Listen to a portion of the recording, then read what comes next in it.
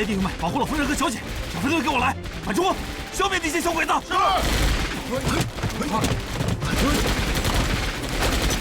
弟兄们，守住舱门。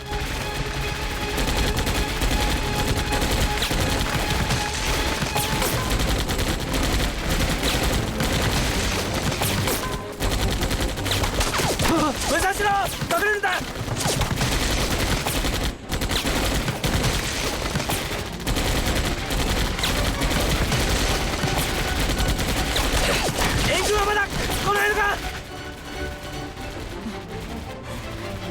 枪声好像远了一些，似乎在走廊上。郭团长守在门前，高队副带着部下追出去了。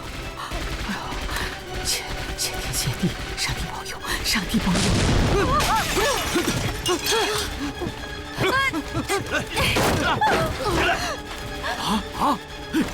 所有人放下武器，否则立刻杀了他们！郭团长，别听他的，哎呀，杀了我们，林娜也活不了！臭女人，给我闭嘴！不要说你开枪，林娜，你少说两句吧，你还逞什么能啊？我再说一遍，不放下武器，我杀了他们！好，走。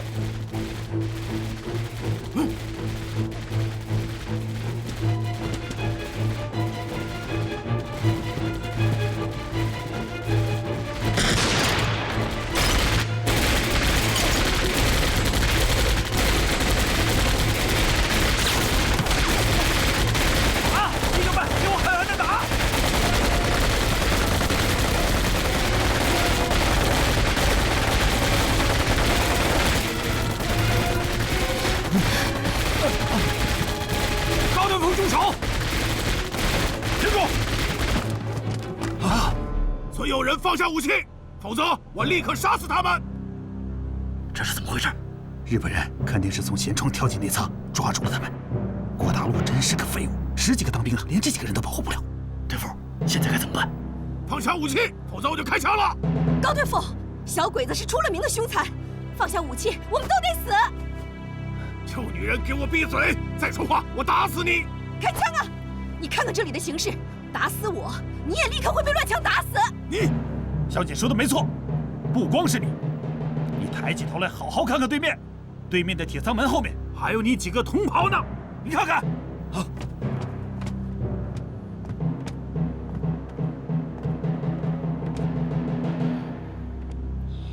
看见了吧？如果你够聪明的话，最好数一数双方的人数。我们有10几个，你们只有几个。你胆敢轻举妄动，不但他们死，你们通通都得死！你喊呀，你再喊呀！你给我老实点儿！我知道他们几个是官太太和官小姐，如果他们死了，长官就会枪毙你们。哼！如果放下了武器，你们一样会杀了我们。这两者之间没有区别。只要你们放下武器，我保证你们的安全。哼！小鬼子的话会有人相信吗？小姐的话说得很对，你不会认为我会傻到相信你说的话吧？那你说怎么办？小姐，你说呢？我能问问，你们日本人为什么要劫船吗？因为我们要回家。回家？是的，我们营口大队从500人的建制，大到现在只剩下50多人了，竟然还要到天津去充当炮灰。我们要回家，我们是日本人，凭什么替中国人卖命？也就是说，你们这些人劫船是要返回日本？是的。那你们打算怎么处理船上的人？营口大队长命令，把所有人关进船底的货舱，封闭货舱大门，传到日本再放你们出来。我看这样吧，咱们双方都放下武器，我们可以随你们到船底货舱，但是我们有个条件。什么条件？你们必须给我们2个人质。如果你们背信弃义，想要杀害我们，你们的人也得死。如果你们讲信用，传到日本以后放我们离开，你们的人质也会安然无恙。还有，我们可以交出枪支和子弹，但是必须保留2柄匕首。哼，根本不可能，简直是异想天开。现在轮船已经被我们控制，只要增援部队赶到，你们就完蛋了。相信吗？不用等到增援部队赶到，你们就先完蛋了。我们之所以还在和你们谈判，是因为小姐和老夫人还落在你们的手中。如果不是这样，你们早就是死人了，明白吗？你们不要乱来！色厉内荏。快点决定，我们的时间有限。川崎、もうどう思う？今となってはこうするしかない。奴らの戦闘量が高い。30、40人でかなうはずはない。たった4人の援軍が何の役に立つんだ。上があんなにひどいとは思わなかった。残っているのはお前たちだけだ。だが大丈夫。奴らの長官の数を捉えた。もしあいつらが人質を顧みずに陰にやったらこっちは終わりだ。条件を飲もう。銃と銃弾を差し出させれば危険はないはずだ。人質を2人残せ。勝手な真似はできないはず。殺したら俺らも死ぬ。山本は死んだを残そう。好吧，我答应你们的条件。我喊1、2、3，所有人放下武器。1、2、3。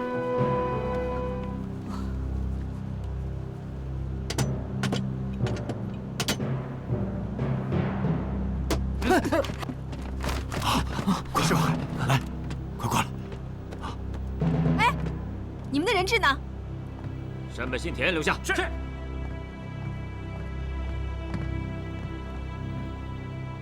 孙二勇、李三盖、吴通、王四江，2个人伺候一个，别让他们跑了。是。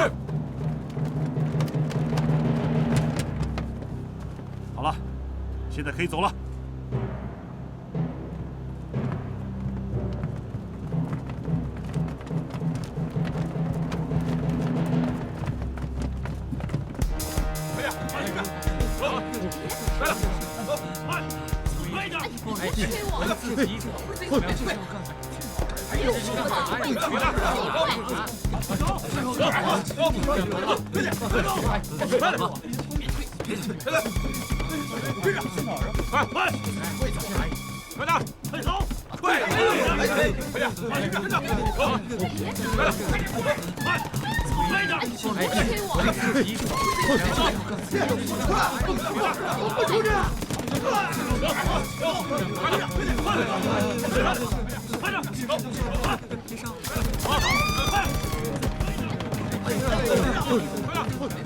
快点！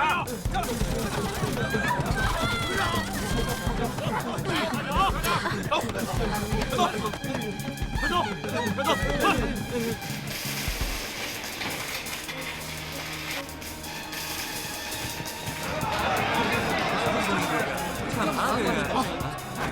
小鬼子店还把仓门给封死了！啊！这帮王八蛋真他娘不会人，他们是想把咱们活活埋死在仓里啊！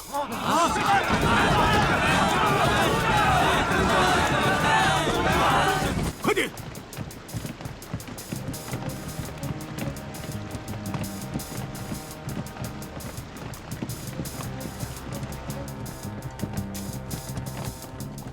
快！快点！快点！快点！快点走！快点！快点！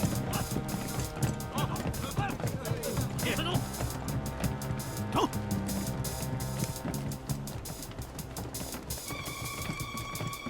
跟上！门打开！进去！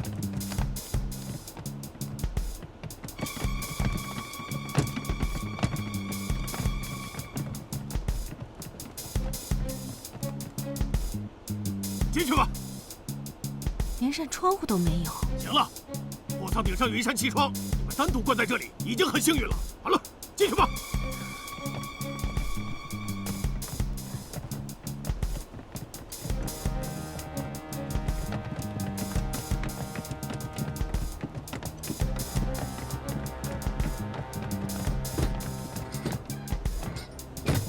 把门给我焊上。是。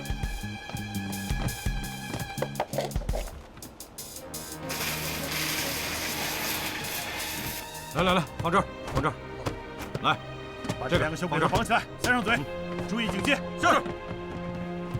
你们几个来，都坐下，一定把他们看好了。好，奶奶，坐。都坐下吧。啊，老太太，你还好吧？还好还好。本以为上了船就好了，谁想到又碰到了劫船的日本人。唉，真是流年不利呀！一难没过，又来一难。唉，总算是暂时安全了。今天多亏琳娜，要不是她临时机智，那些日本鬼子肯定不会放过我们。行了，别吹牛了。要不是高对付他们困住了几个日本人，我就是再机智也没用。哼，小姐啊，真想不到啊，你还有点儿视死如归、临危不惧的劲头啊！佩服，佩服。我当时也不知道是哪儿来的一股劲儿，现在想起来还挺后怕的。你呀，跟你爹一样，不知深浅就会逞能。你以为那日本人是好惹的？万一惹恼了他，二拇指手指头一动，你的小命就没了。奶奶说的对，琳娜，以后你可千万别再意气用事了。我不意气用事，都像你一样，一听枪响就躲起来。你别说，小姐这话也对，啊，方参议，堂堂西点军校毕业的高材生，怎么就这么点胆量？别说小姐，连我们这些外人都有点看不上眼。劳心者治人，劳力者治于人。这什么意思啊？这句话是孔子说的，意思就是用智慧的管理别人，用体力的被人管理。切，您的意思是说，您是用智慧的，我们都是卖力气的啊？嗨，我看您这智慧也一般吧？啊，竟然相信一个共党谍报的话，嗨，怀疑我们和云队长是共产党。我，哎呀，那个共党谍报的，哎，怎么没见到云队长啊？那个姓燕的共党谍报没有死？应该没死，我们出仓房的时候，他还活着呢。哎呀，也没看到他被小鬼子押出来呀。哎呀，肯定是跑了。云队长好像也没有落入日本人手中。只要他在外面，咱们就还有机会。云队长也不是神仙，就凭他一个人能对付得了40-50号日本鬼子？你们看到了，这些日本兵的战斗力极强，就凭几十号人，竟然控制了1000多名全副武装的国军，劫持了轮船。什么国军？一群草包，贪生怕死，见到敌人就知道投降。对共产党是这样，对小日本也是如此。哎呀，也不是所有的国军都如此。到目前为止，除了云队长率领的小分队之外，我见到的国军士兵都是这样，无一例外。琳娜，你说话嘴上就没个把门的。郭团长也是国军，我看他们就没有贪生怕死。郭团长，不好意思，我不是这个意思。我的意思是，我把你和云队长还有小分队他们当成一波了，所以我才会那么说的。你别介意啊。能跟云队长和他的弟兄们一波，那是抬举过我。哎，我不介意的。还是那句话，只要他在，咱们就有机会。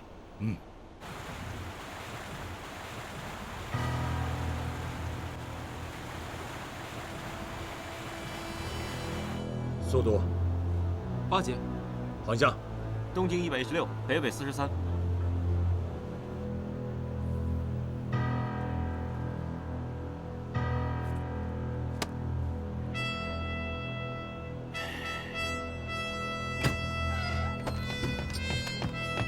长官，佐藤怎么样了？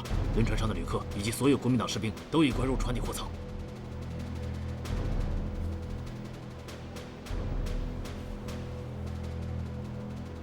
15分钟，只比原定计划慢了15分钟。看起来一切进展的还很顺利。大雄和川崎好像遇到了一点麻烦。啊，刚刚川崎前来求救，委派大雄带人增援。在3层的是一支国民党军小分队，战斗力极强。川崎和手下只剩下4个人，被他们团团包围。幸亏大雄劫持了他们护送的长官家属，双方僵持10分钟后达成协议，对方同意放下武器。进入船底货舱，但为保证自己的安全，扣留了我们2名队员做人质。什么？是的，他们把川崎小队的山本和信田扣下来做人质，一同关进了小货舱。混蛋！这是什么意思？对方不是普通的国民党部队，很可能是国军中的高级步兵，专门进行非常规战斗。哦，就像新六军和新一军的特勤处。是的，长官，目前的结果也并非不可接受。这些人没有了武器，又被关进了小货仓，封死了舱门，对我们已经失去了威胁。传到日本后，再想办法对付他们。高级步兵，高级步兵。立刻命令川崎、前野、大雄率部搜查鱼涌，看看船上还有没有漏网之鱼。是。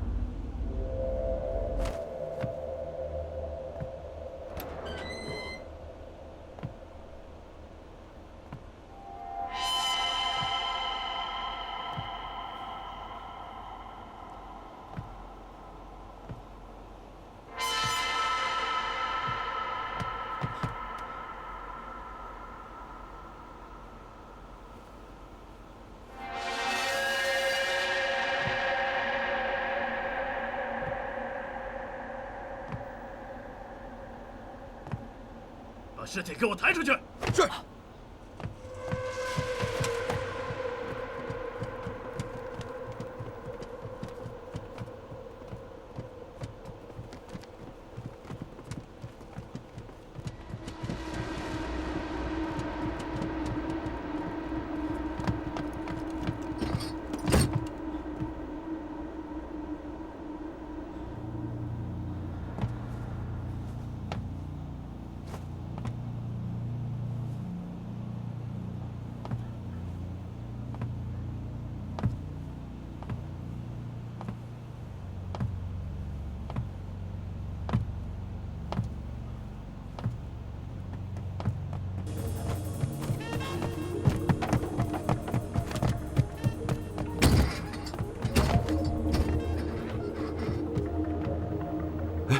刚才咱们已经搜过这里了，咱们又回来干什么呀？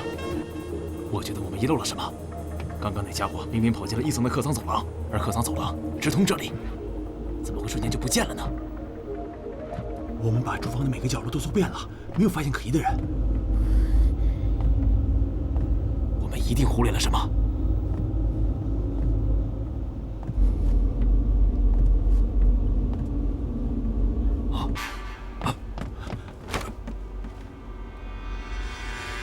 上面是通风管道，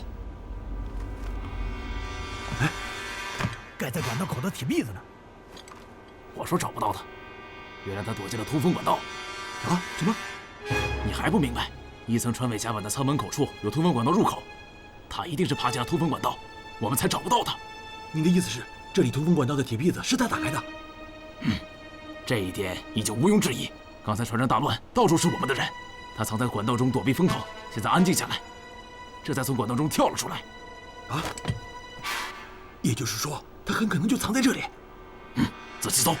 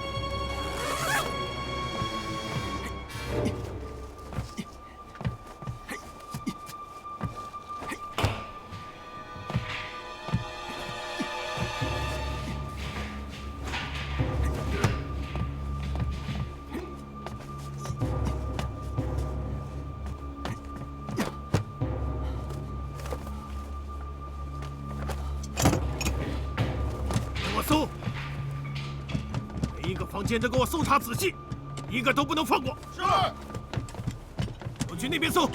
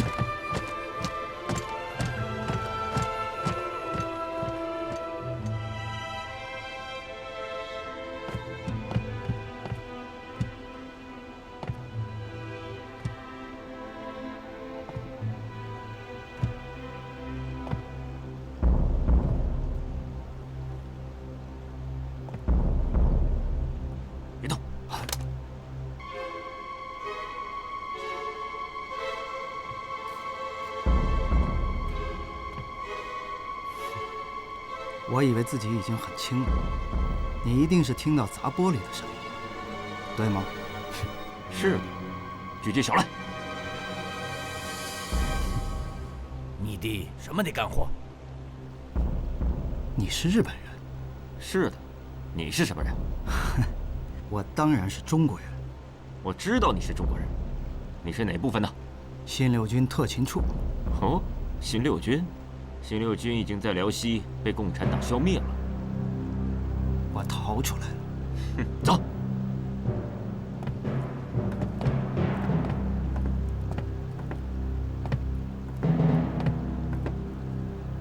能问你个问题吗？什么问题？你们是哪个部分的？我们是52军184师营口大队。营口大队？是的。如果我没理解错的话，这个营口大队全都是日本籍士兵。当然。我很奇怪，国军的队伍当中怎么会有日本人？是你们的国民政府留下我们去打共产党。留下日本人打中国人，也就是说，劫持这艘船的都是日本军人。你的问题太多了。我只是想知道究竟发生了什么事情。我知道，逃出来的不止你一个。只要你带我去找到其他的人，皇军奖励大大的。皇军？哼，这个词儿听着真别扭。你的意思是说，让我做汉奸？不带我去，我立刻枪毙你！哼。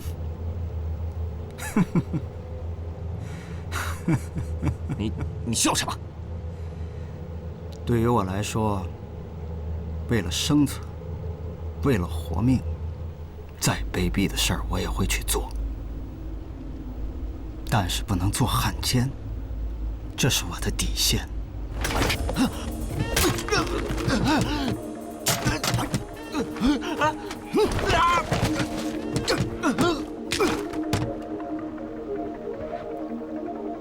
你们已经不是抗战时期的皇军了。当人觉得在天堂的时候，其实已经在地狱，就像你一样。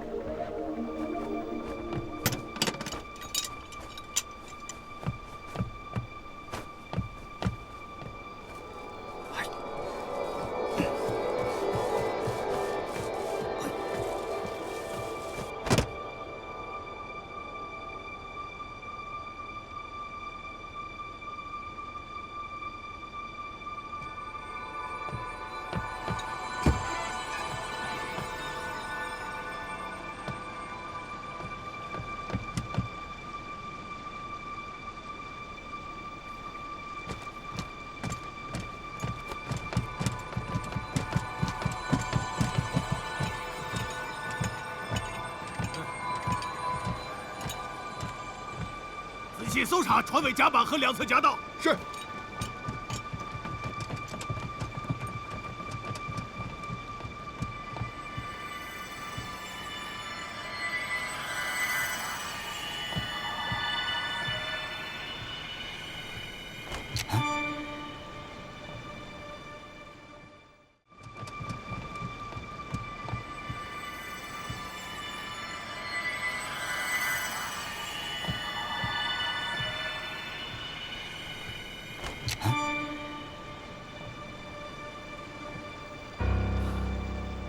为什么我今天总是被别人用枪顶住脑袋？因为你是个不知道合作、自找苦吃的笨蛋。你也是日本人？是的。你的中国话说的比你的同伴好。你见过我的同伴？当然，刚刚在1层的客舱干掉一个。本来我不想杀你，现在看起来你必须死。这也正是我想对你说的话。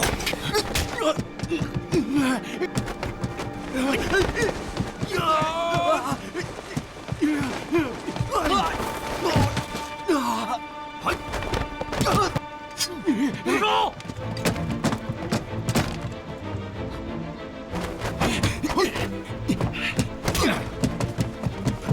谁也不许动，他是我的！你这个畜生，我要把你的脑袋打成蜂窝！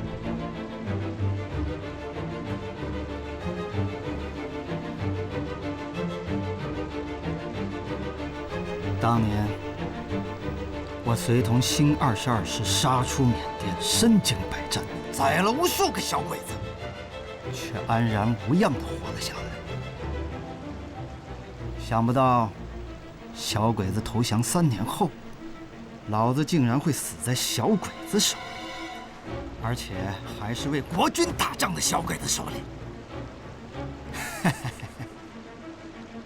这也真算是天大的笑话了。呸！这是上天有眼，让我杀了你这个畜生，为同胞报仇。开枪吧，杂种们！好赖，我不是死在中国人手里。开枪吧，杂种们！嘿，这就是你临死的哀嚎，死吧！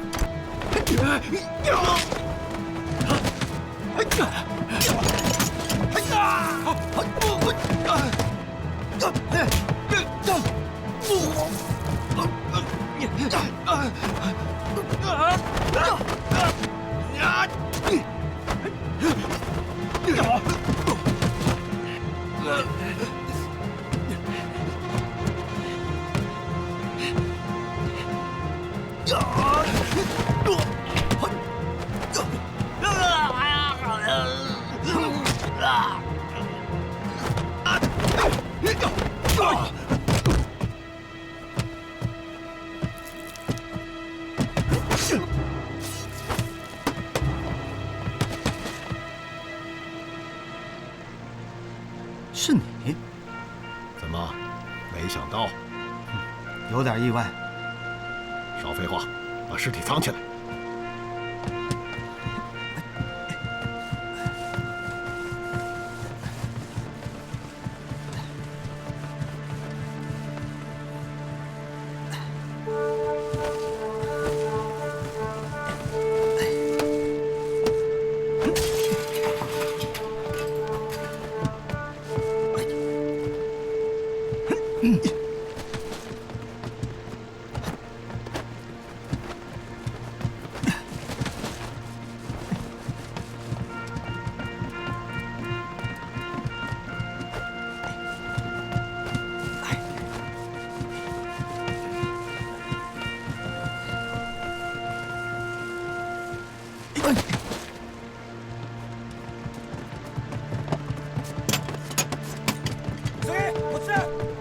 是鬼子，走进船舱。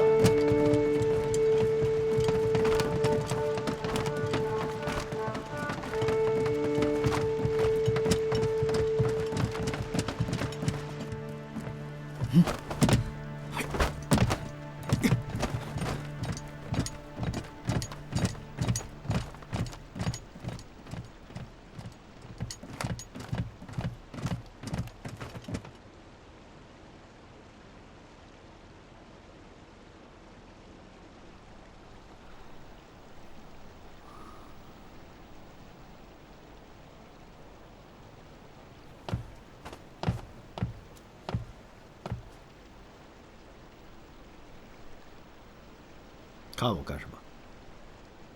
谢谢你。你以为我想救你啊？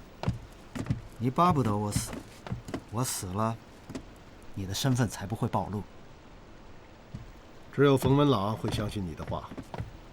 可冯文朗才是最重要的，他父亲是天津警备区副司令，老头子的亲信，他自己是55军的少将参议，不难看出他的分量有多重。可他也不敢公然站出来支持你。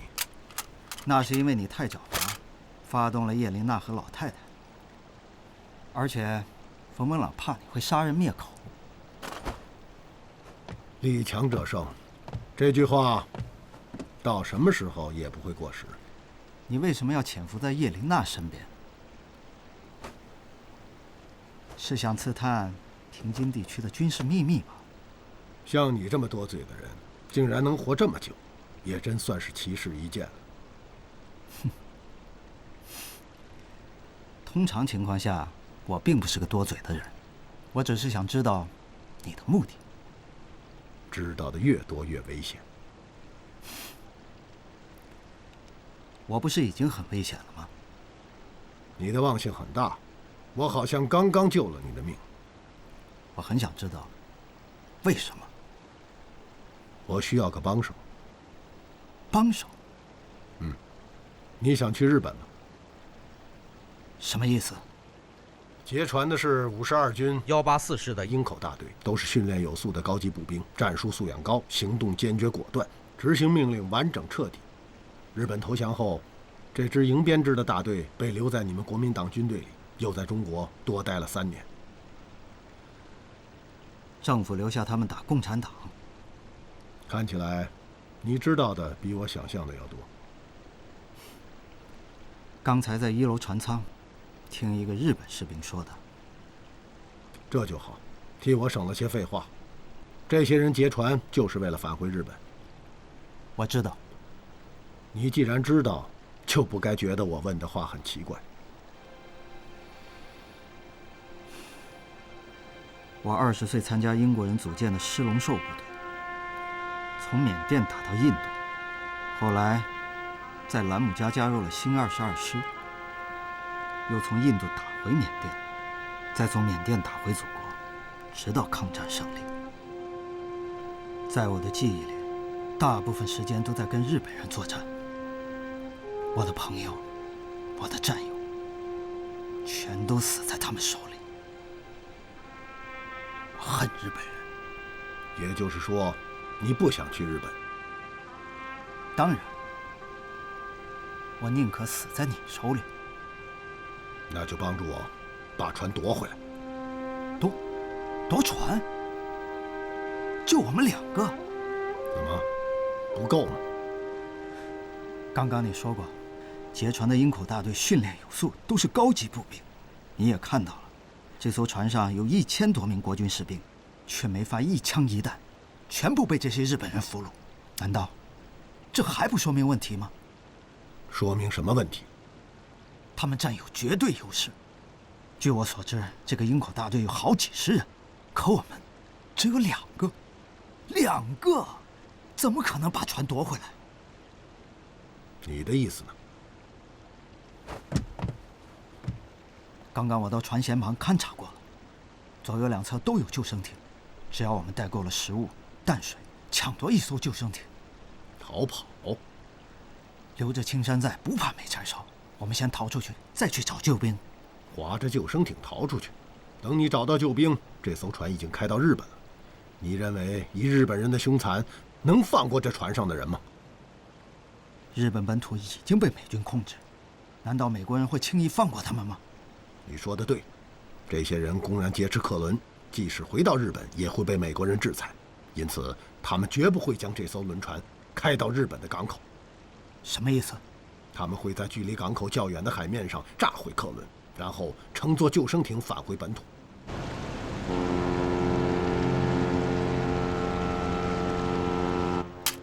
你以为我真的会驾驶这艘船到横须贺港吗？你的意思是，目前日本本土已完全被美国人控制，而中国的国民政府与美国人是友好联盟。我们劫持客轮，杀死乘客和国民党士兵，美国人是不会放过我们的。什么意思？到距离横须贺港20海里的地方，炸毁客轮，我们乘坐救生艇登陆。那船上的乘客怎么办？我们只管达到目的，不需要管乘客的死活。是。这就是我为什么要带20箱炸药上船的原因。营口君，你早就想好了？当然，用中国的话说，谋定而后动，这才是成功之本。客轮炸毁后，轮船上乘客的尸体势必会漂浮在海水中，也同样会被美国人发现的。哎，那时我们早已登陆回家了，即便美国人能查到我们，也拿不出什么证据。你知道，美国佬是最重视证据的，没有证据，他们能把我们怎么样？你立刻命令沿佐小队，将藏在我们仓房中的炸药运往船底的管道舱，接好引线。只要我们登上救生艇，立刻引爆。是。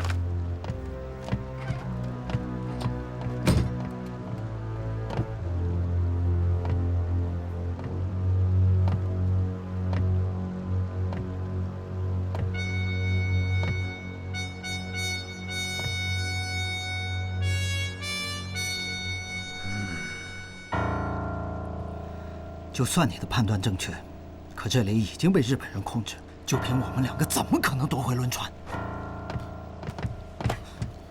我们并不是2个人，还有小分队和郭团长的弟兄们，船舱底下还关押着1000多名国军士兵，只要救出他们，夺回轮船不成问题。可是我们怎么才能把他们救出来？轮船的上上下下到处戒备森严，到处都是荷枪实弹的小鬼子，我们怎么才能攻到船底救出所有的人？简直是异想天开。最现实的办法就是抢夺救生艇，立刻离开这里。我们走了，其他人怎么办啊？把他们留在日本人手里，任其宰割。问题是我们根本没有能力照顾其他人，自己能够逃出升天，已经是上帝的恩典了。想知道我为什么救你吗？其实对于我来说，你死在日本人手里是非常令人愉快的。既除去我的眼中钉，使我和小分队的身份不至于暴露，又使整个事件变得自然天成、顺理成章。可我并没有这么做，知道为什么吗？为了找个帮手。因为你是中国人，不想看着你死在日本人手里。所以我希望在关键时刻，你也不会放弃自己的同胞，转身逃走。和我一起把船夺回来。可你这是蛮干，是送死，一点胜算都没有。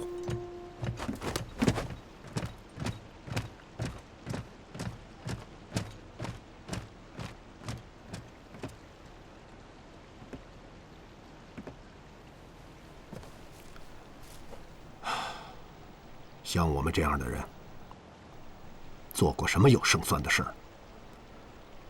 所有的任务都是千难万险。俗话说，狭路相逢勇者胜，勇往直前才能够取得最后的胜利。徘徊退缩，只能将自己陷入绝境。就像你一样，如果你真有大勇，敢于和我面对面的站在一起对峙，我想胜利一定属于你，因为假的毕竟是假的。可你偏偏相信诡计，与姓冯的定下计策，引诱我上钩。可是你们没有想到，我没有上当。结果呢？你反将自己陷入绝境，险些丧命，连姓冯的也帮不了你。你想想吧，你能活到现在，是因为日本人攻进了船舱。我知道，你怕死。从第一次见到你的时候，就知道这是你最大的弱点。你不怕吗？我不怕，只要死得值得。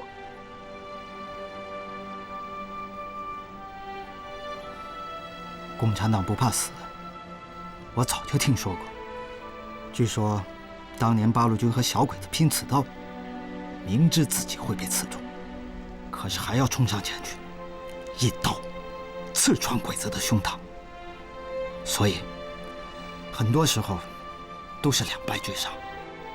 不，你说错了，不是两败俱伤，这是气势，压倒对方的气势。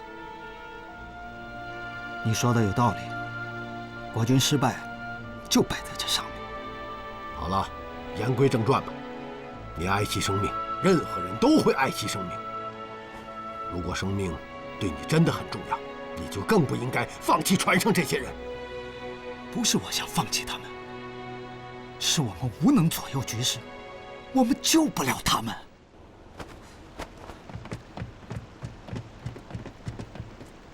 你想夺取救生艇，你自己办得到吗？当然不行。也就是说，你需要我的帮助。我可以告诉你，我不会把自己的同胞交给日本人，更不会下船逃跑。所以，你只能帮我，就算是救自己吧。帮了你能怎么样？你会放过我？你呢？不会，我会亲手杀了你，但要等到消灭鬼子、夺回轮船之后。也许是我杀了你。可现在我们必须得联合，否则大家都得死。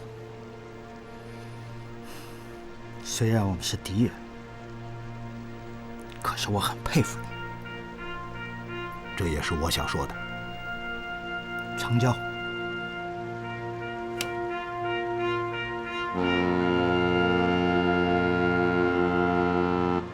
说吧，你有什么计划？现在全船所有的人都被关在轮船底部的货舱里。刚才我在1层船尾甲板看到货舱区门前戒备森严，好几个荷枪实弹的日本兵在那儿站岗。所以只有我们2个人靠硬攻是不可能的，一定要出其不意。要想救出船上的人，首先就要搞清楚轮船的内部构造。轮船内部蓝图？哼，与高手打交道能省不少的力气。可小鬼子劫船后，首先要拿到的就是内部蓝图。这我也想到了，可据我所知，轮船上的蓝图至少有2套。一般情况下，内部蓝图存放在船长室。我已经搞明白了，穿过1层厨房，再拐2条走廊就是船长室，只是门前有日本兵守卫。你想怎么办？先去取武器。武器？嘿！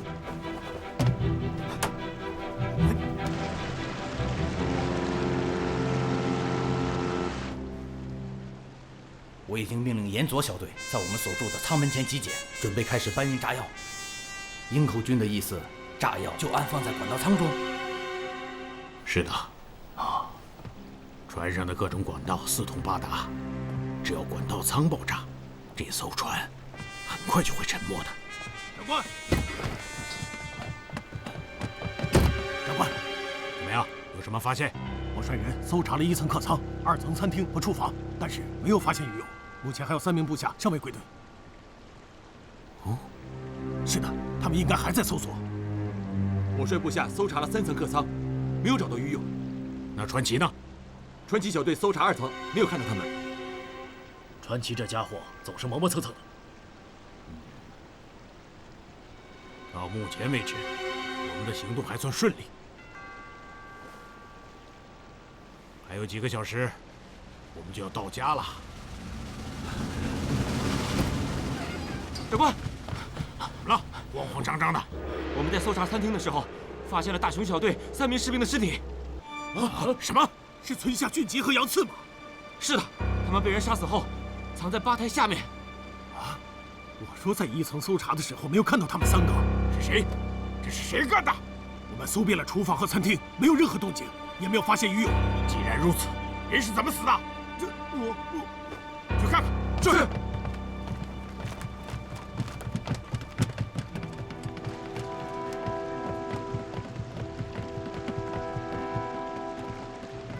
武器在哪儿？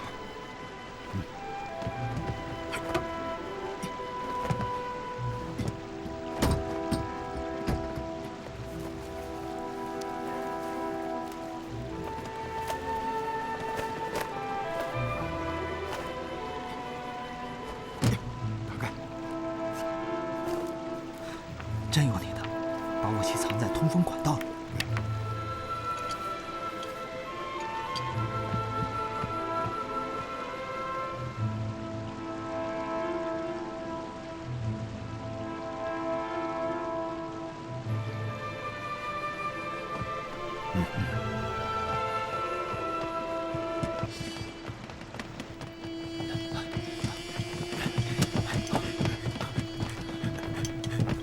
在那里。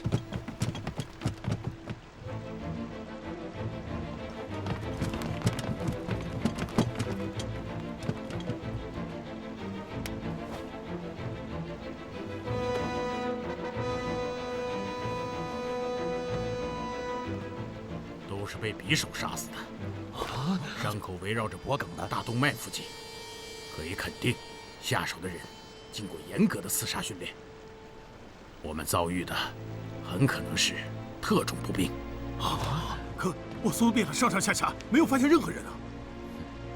那样的人是不会被你们找到的。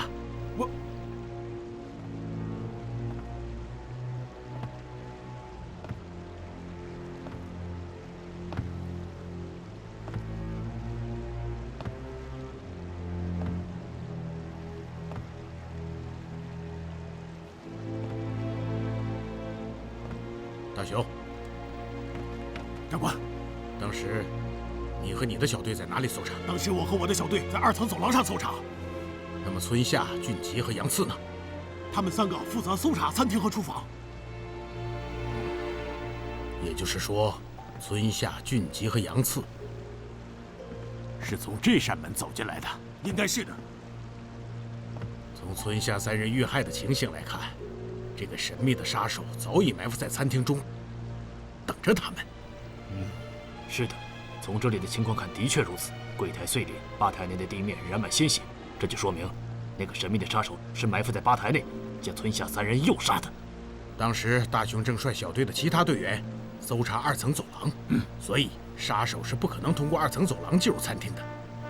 由此可以断定，他是从1层潜入厨房，再从厨房走上来的。1层厨房四通八达，向船头可通往驾驶舱、船长室和警卫室，向船尾通往1层走廊客舱和地下货舱区。此人一旦潜伏在驾驶舱附近或者地下货舱区，事情可就不妙了。长官，现在怎么办？立刻搜查厨房、餐厅，绝不能放过任何蛛丝马迹。佐藤大雄，搜查餐厅。田野和我，他们下来了。杀出发。是。快！时间正好。你说什么？我说他们终于发现了。什么意思？一会儿你就明白了。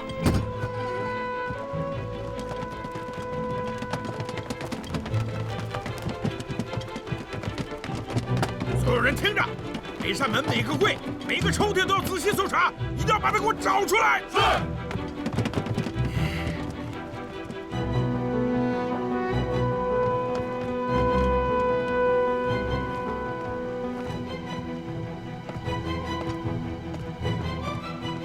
看到了吗？那儿就是船长室。守得像铁桶一样，怎么进去？我们要等爆炸，爆炸会掩盖枪声。什么爆炸？耐心点儿。俗话说，等待的人会得到好东西。你真是个怪人。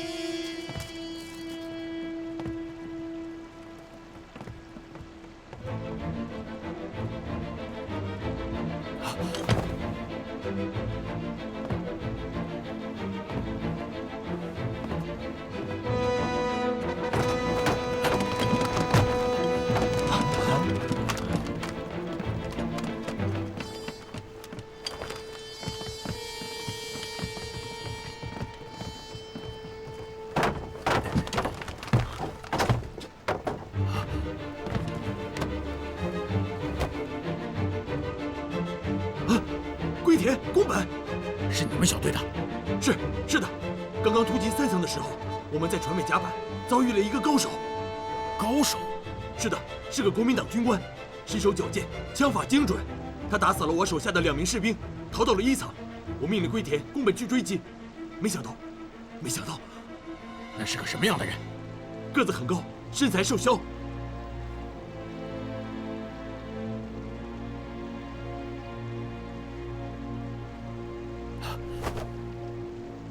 与杀死村下3人的手法完全一样。看起来，此人就是我们要找的神秘杀手。是他？除了他，不会再有旁人。长官的意思是，只有他一个人。怎么？你不相信？如果说此人用枪干掉了村下等人，我还勉强能够接受。可如果说他用匕首杀死5个训练有素的高级步兵，却没有发出任何声响，这有些太离奇了，我不相信。哼，很不幸，这样的人我见过。他是那种1分钟前还遍体鳞伤、奄奄一息，1分钟后就能用枪顶着你脑袋的人啊！什么？什么声音？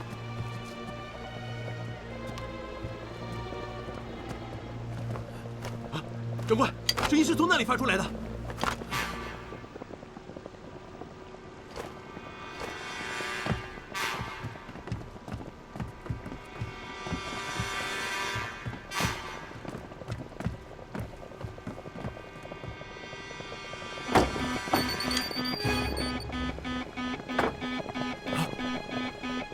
长官，这是什么东西？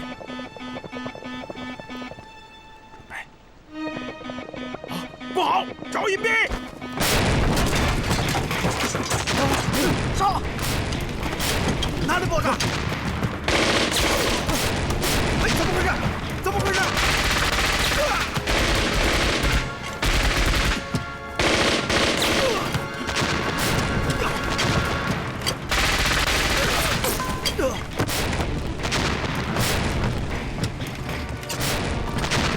闪开！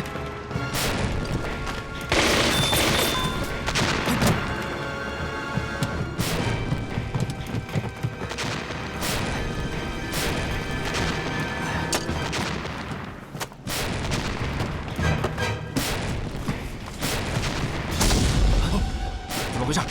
爆炸声很大，好像是船头方向。肯定是出事了。我带人上去看看。我们的任务是守卫货仓区，看管被关押的人质。贵重，你立刻命令各小队加强巡逻，绝不能让任何人潜入货仓区。是。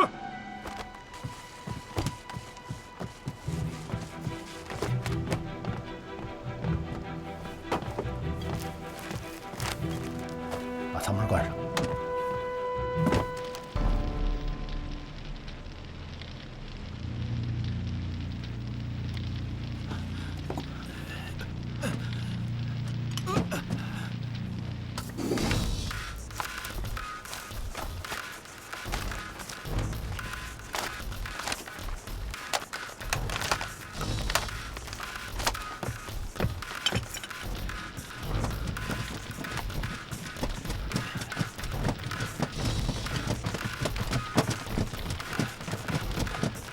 这是怎么回事？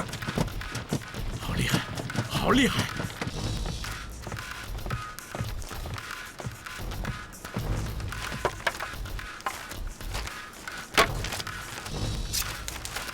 你怎么知道厨房要爆炸？我能掐会算。哼，吹牛吧！厨房里的炸弹是你放的。其实，那算不上真正的炸弹。什么意思？我把酒精、铁刷、铁球混合后密封起来，放进烤箱。长官，烤箱为什么突然会爆炸？不，这不是烤箱，是炸弹。炸弹！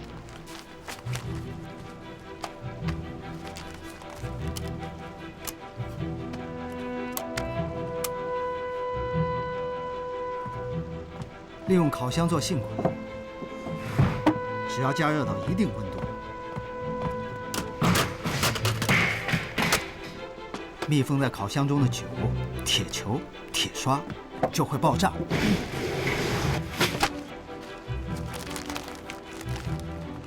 这种方法对于你来说也不陌生吧？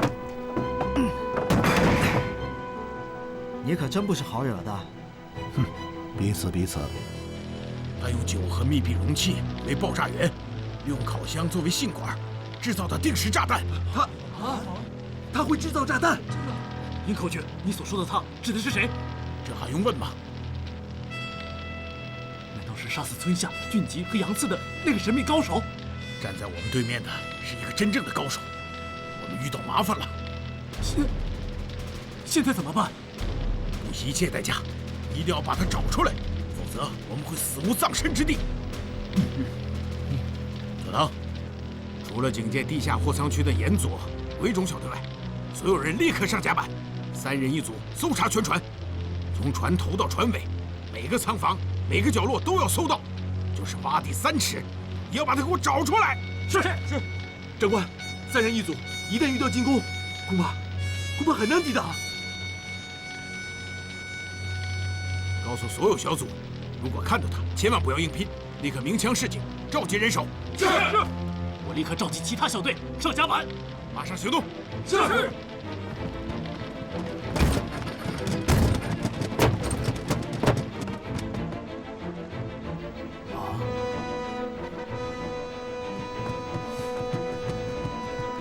对付，你听什么呢？嘘。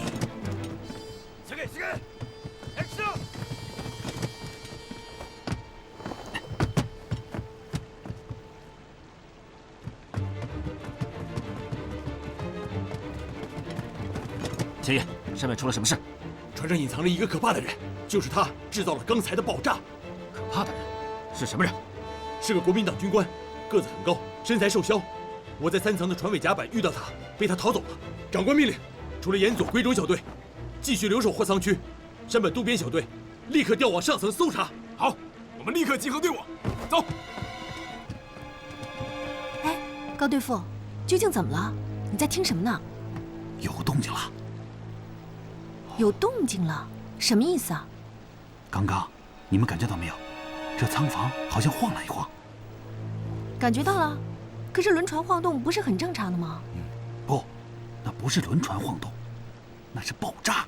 啊！爆炸！船上怎么会爆炸？我刚才把耳朵紧贴在舱壁上，隐约听到了上面的爆炸声。哎，刚才走廊上的脚步声听到了吧？我还听到了日本军官的叫喊声，虽然听不清喊什么，但是从他们的语气当中不难听出，他们非常急促。我想一定是上去增援的。增援？小姐啊，看你长了一张聪明的脸，怎么关键时刻脑子不开窍呢？你是说，是云队长？云队长怎么了？爆炸是云队长干的。除了他，没有人能够弄出这么大的动静来。我敢肯定，他一定是动手了。谢天谢地，但愿他能赶快救我们出去。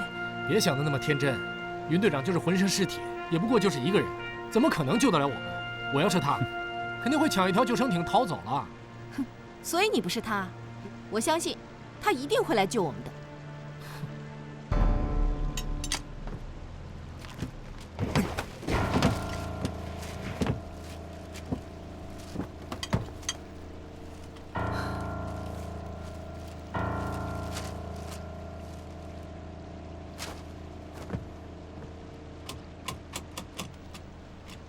怎么，还没找到啊？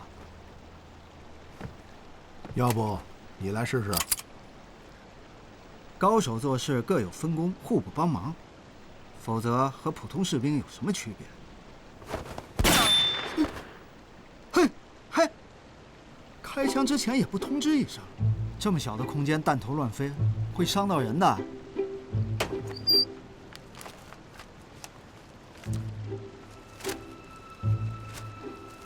没想到你活得还挺仔细啊！整天在枪林弹雨里钻，还怕被子弹伤了？废话，那叫无谓的损伤。你们共产党打仗就会傻玩命，不懂保护自己。嗨，说了也是白说。你们倒是懂得怎么保护自己，遇上敌人就投降，个个当俘虏。我们新六军接受的是美国人的训练，你没看到吗？美国人打仗个个兜里都揣着字条，上面写着“我要回家”，只要一当俘虏，就立刻把字条给对方看。这是什么光彩的事儿啊？也值得把美国朋友拿出来吹牛。难怪你们国民党交枪投降的动作做得那么顺手，原来是专门练过。嘿，我说你也够损的，这军事科目里哪有训练缴枪投降的？算了，废话少说。怎么还没找到啊？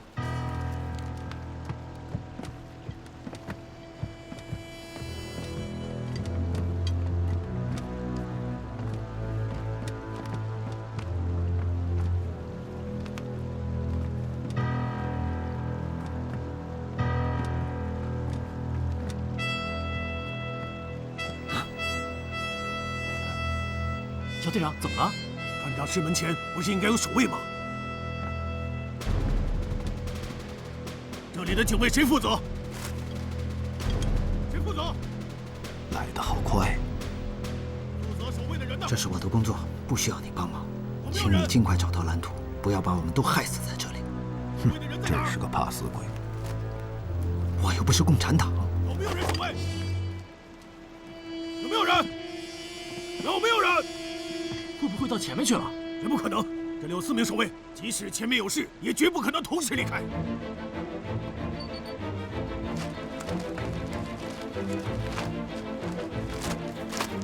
事情不对。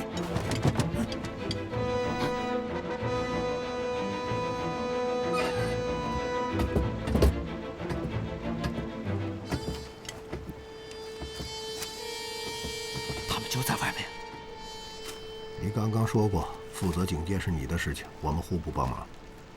我并没让你帮忙，只是问你找到没有。